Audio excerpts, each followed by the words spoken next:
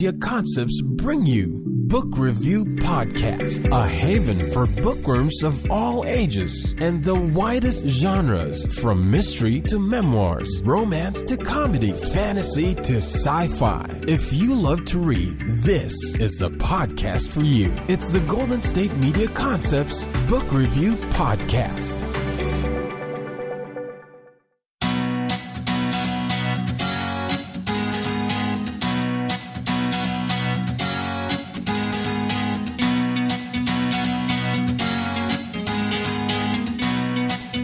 Thank you for tuning into the Golden State Media Concepts Book Review Podcast. I am your host, Sarah, and I am so excited to be back with you after a rather lengthy hiatus. Today we will be talking about the book Littlest Bigfoot by Jennifer Weiner. But before we get started with that, I would like to just reiterate something that I've said before, but as I said, we've had a rather lengthy hiatus, so just talk a little bit about what I like to do on this podcast. It is called the Book Review Podcast, but while I am reviewing books, I also like to review and talk about books that might be new, might not be new, might be bestsellers, might not be bestsellers, might just be something that I picked up on a whim and I really liked and thought, hey, I want to talk about this book. So in my mind, this podcast tends to be more of a book club podcast, except of course I'm just here in the studio by myself talking to you, so it's not exactly a dialogue, but I like to think of it more as a book club. And of course I would love to have you engage with me on social media if that's your thing. You can find us on Facebook and Twitter and Instagram. You can follow us on GSMCpodcastnetwork.com. I'd love to hear from you. I'd love to hear what your favorite books are. I'd love to hear what you think about the books that I feature in this podcast. I'd love to hear if there's a book that you would like to hear about on this podcast. So as I said, today we'll be talking about the book Littlest Bigfoot by Jennifer Weiner. And Ms. Weiner is an author that I've been reading for a while. She has been writing adult novels, and I've enjoyed them. I always enjoy when a new one comes out and I pick it up. I know that I'm going to be engaged. I'm going to find her characters compelling, whether I agree with their actions and motives or not. I always enjoy her books. I always enjoy her characters.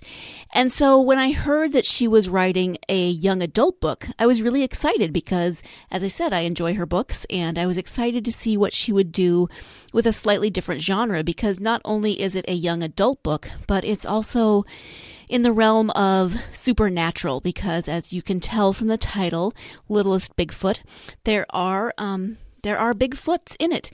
And that is something that they discuss in the book. Bigfoots, big feet, which is proper. The book comes down on the side of Bigfoots. I've never done really any research on the topic of Bigfoot or Bigfoots, so I don't know if that's what the Bigfoot hunting community or, Bigfoot investigating community would refer to them as, but that's what the book says, so that's what we're going with, Bigfoots. So let me just give you the description of the book. This is from Jennifer Weiner's website, and it says, from New York Times best-selling author Jennifer Weiner comes a laugh-out-loud, funny, and painstakingly real tale of friendship, furry creatures, and finding the place where you belong. 12-year-old Alice Mayfield is uncomfortable in her own skin. Ignored by her family, shipped off to boarding school, Alice slips through the world unseen and unnoticed. More than anything, Alice would like a friend. And when she rescues mysterious, spirited Millie Maximus from drowning in a lake one day, she finds one. But Millie is a Bigfoot, part of a long-forgotten clan who dwell deep in the woods, silent and hidden from the human eye. Most Bigfoots believe that people, no-furs as they call them, are dangerous. Yet Millie is fascinated with the no-fur world. Millie is convinced that humans will appreciate all the things about her that her Bigfoot tribe does not. Her fearless nature, her lovely singing voice, and her desire to be a star. Alice swears to protect Millie and her tribe, and the two girls go in pursuit of a place where they both fit in. But what they don't know is that a league of Bigfoot hunters is on their trail, led by a lonely kid named Jeremy. And in order to survive, Alice and Millie have to put their trust in each other and their faith in themselves above all else.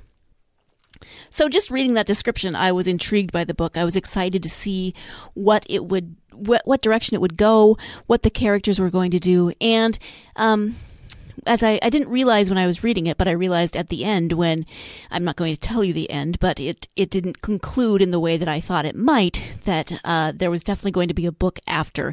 And I read today that yes, it is the first of a trilogy. I didn't realize that going in, but I'm excited because I really grew to love these characters, and I am excited that there's going to be 2 more books where we can explore their relationship, their friendship, watch them continue to grow.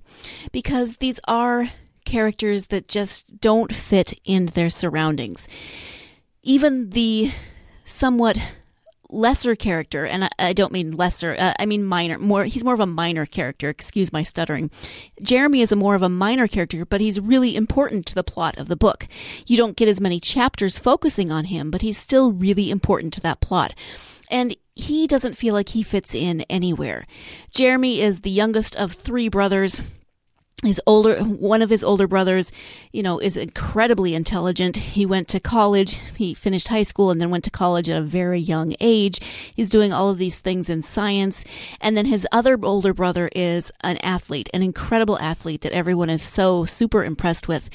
And when it comes to Jeremy, his parents are always kind of like, well, this is our youngest, Jeremy. And at one point he thought maybe he was going to be a world famous musician, and he pinned his hopes on that. But he realizes that he's not his brothers, and he's trying to find his identity in the world, and he's trying to gain the attention of his parents, and he stumbles across some Bigfoot research, and it just sucks him in. It compels him to learn more and find out, because he does believe that Bigfoots are real.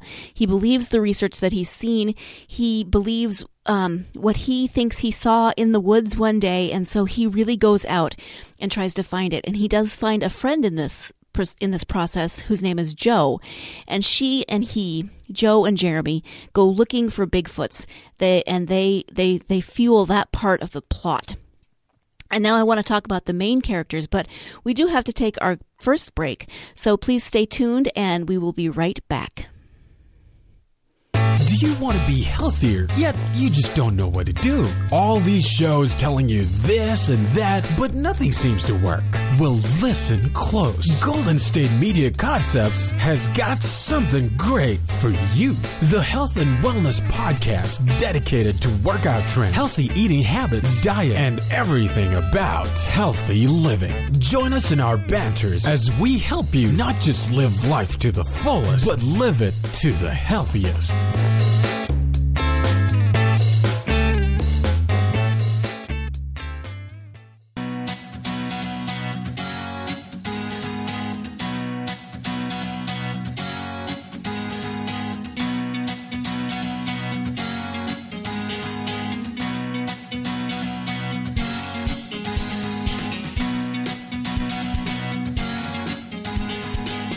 Welcome back to the Golden State Media Concepts Book Review Podcast.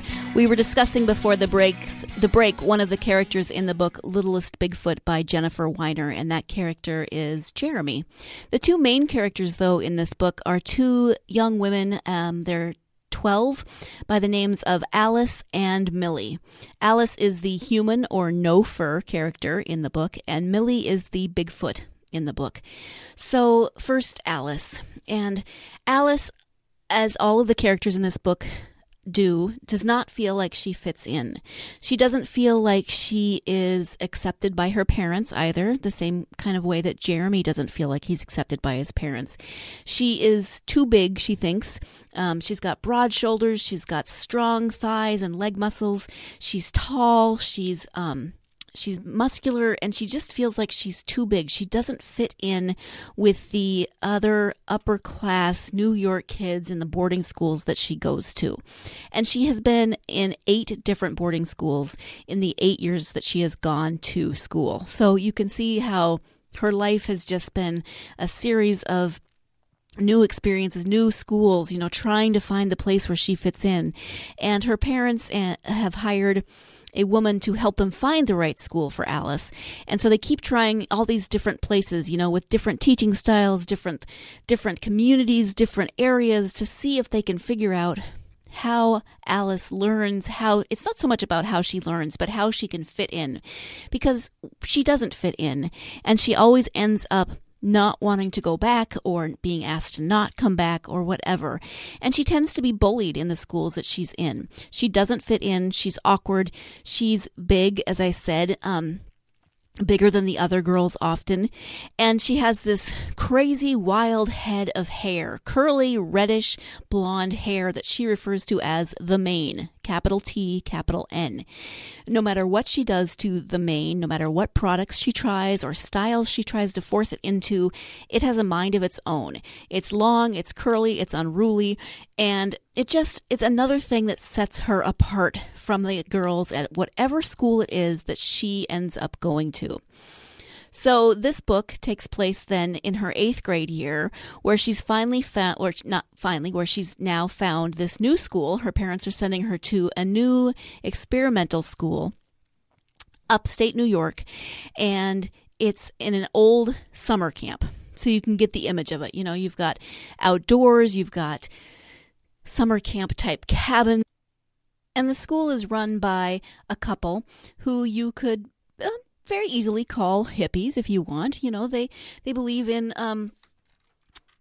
sustainable living, of vegetarianism, of all of those types of things. They also believe in creating the most welcoming and loving environment that they can possibly create in order for their students to feel loved and accepted and welcomed. And so they don't have students, they have learners, they don't have teachers, they have guides, those sorts of things. So they see it as this learning journey that they're all on together, that they're traveling together to try and find the best way to give the children the education that they need.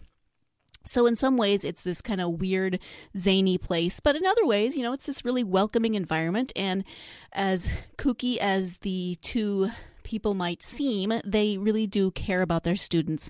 I'm sorry, their learners. They really do care about them and their education and their well-being.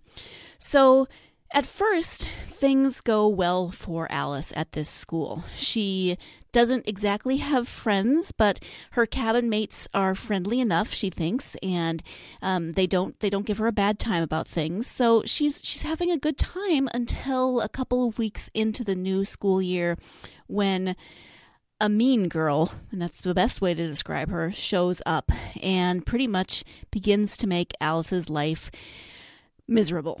And this is what she keeps saying. This is what happens to her every year, every school year. There's this perfect girl with the perfect hair and the perfect outfits who makes Alice's life miserable.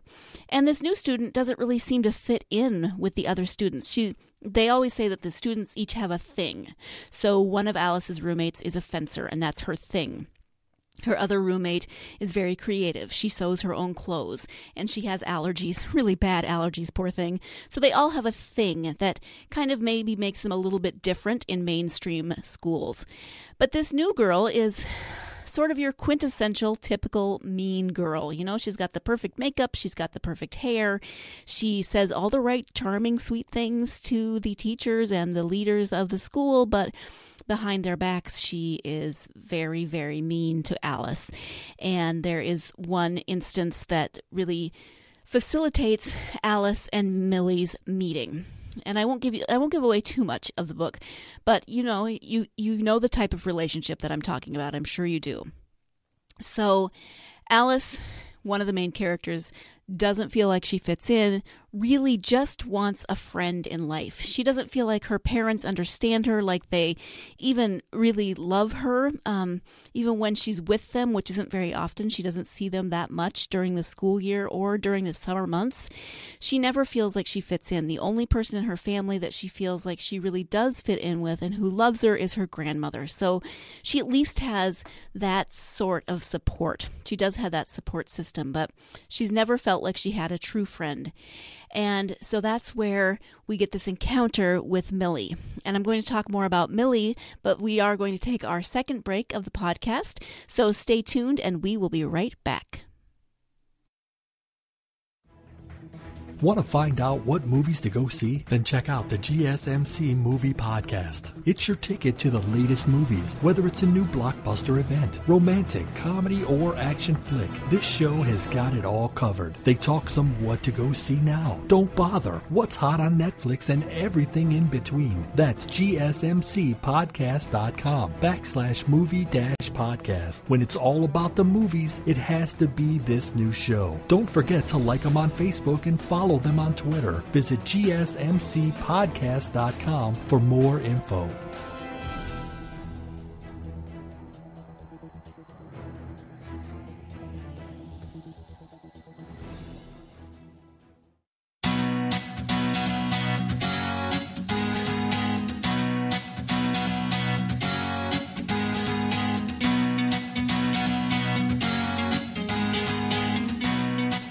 Welcome back to the Golden State Media Concepts Book Review Podcast. Before the break, we were talking about one of the main characters in Jennifer Weiner's new young adult book, The Littlest Bigfoot.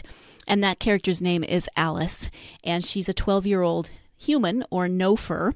And she meets, while she's at this upstate New York outdoor school, a Bigfoot named Millie.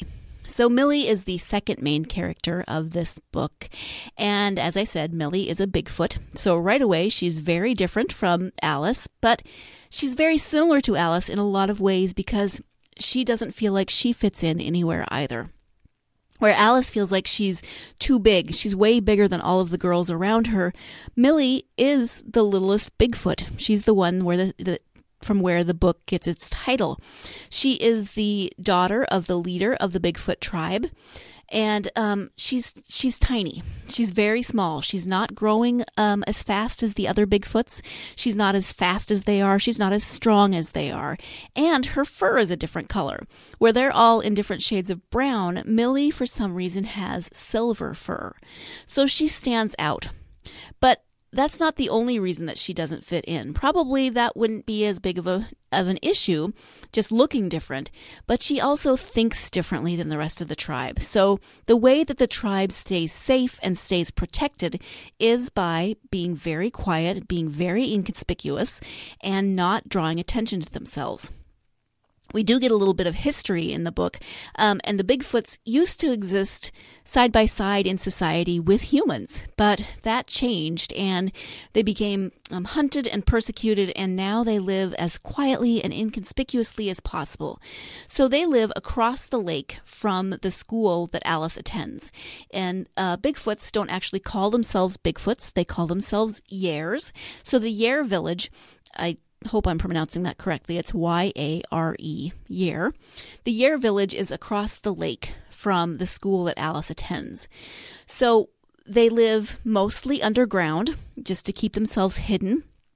I love that they support themselves by they do a lot of creating of things. They do crafts, and they do food, like canning and those sorts of things. And they have their own Etsy store, which is fabulous.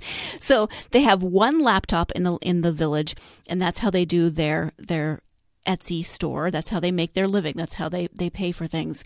And so they live as much off the grid as they possibly can. Besides this one laptop, they live as much out of the public eye as they possibly can. And that just doesn't sit well with Millie.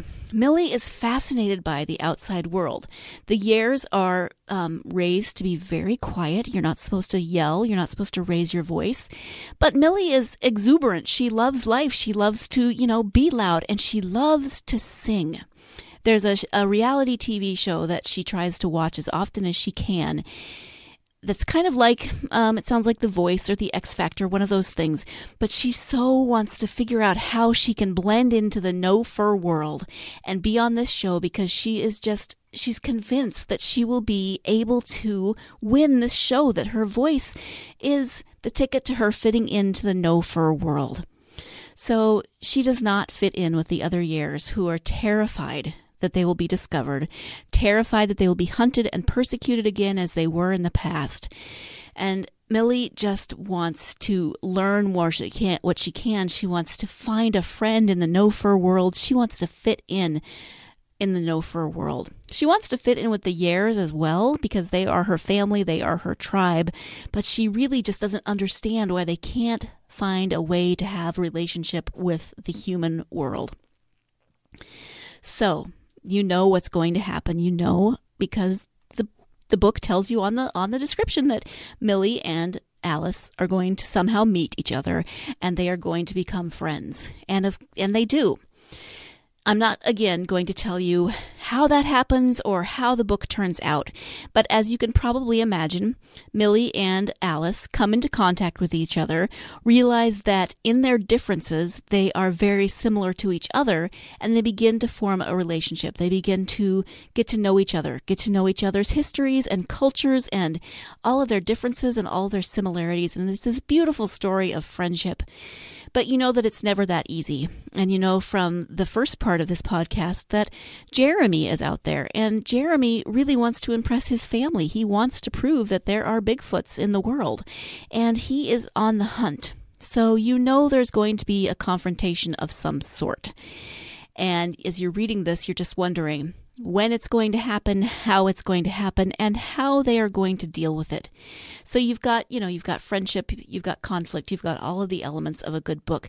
You've got the issues of bullying, of not fitting in, of all of those things that many of our young adults go through in life. Junior high is not easy. Middle school is not easy no matter what kind of a school you go to. No matter if you're a fur or a Yare or a no fur, middle school can be miserable. So I like that it explores that age group. It explores the idea of friendship. It explores not fitting in, trying to learn how to fit in or learn how to love yourself, learn how to love the differences that you have, learn how to embrace the differences that someone else may have. So it covers all of these great topics that affect young children of that age, where they're on that cusp. They're not exactly small children anymore, but they're not adults. They're not even teenagers yet. So I loved this book. It's written with warmth and humor. It's different enough that it's not cliche, even though it covers a lot of topics that get covered in young adult books. It's not something that you feel like you've read before. It's not formulaic. So even though you feel like you might know what's about to happen or what's going to happen, it's not in any way formulaic or predictable. It's just a really sweet and entertaining read. And I highly recommend it to you as an adult. I highly recommend it to middle schoolers who want a good book about friendship and fitting in. And I am so excited that it is the first of a trilogy because I didn't want my relationship with these characters to end. So I put out my plea to Ms. Weiner. Please, please, please, I know you're working on other things, but if you could just write the next two books faster.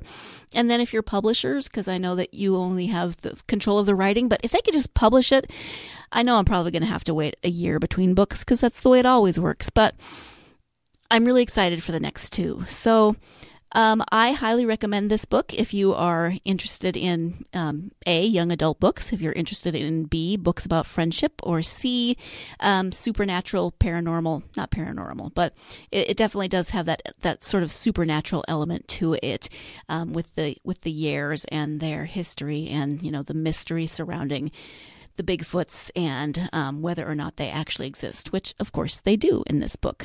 So that is all the time that we have for today. Thank you so much for joining me as we talked about The Littlest Bigfoot by Jennifer Weiner. I hope you'll tune in next time again, and I so enjoy these times that I have with you. As I said at the beginning of the podcast, you can follow us on social media. We are on Facebook, we are on Instagram, we are on Twitter. You can also go to www.gsmcpodcast.com, and that will give you links to all of our podcasts. Actually, we have a lot of different variety of topics, so I'm sure there's something that will pique. I hope you'll join me again next time for another episode of the GSMC Book Review Podcast, but in the meantime, go out and get lost in a good book. You've been listening to the Golden State Media Concepts Book Review Podcast, part of the Golden State Media Concepts Podcast Network. You can find this show and others like it at www.goldenstatemedia.com. GSMCpodcast.com. Download our podcast on iTunes, Stitcher, SoundCloud, and Google Play. Just type in GSMC to find all the shows from the Golden State Media Concepts Podcast Network. From movies to music, from sports to entertainment, and even weird news. You can also follow us on Twitter and on Facebook. Thank you, and we hope you have enjoyed today's program.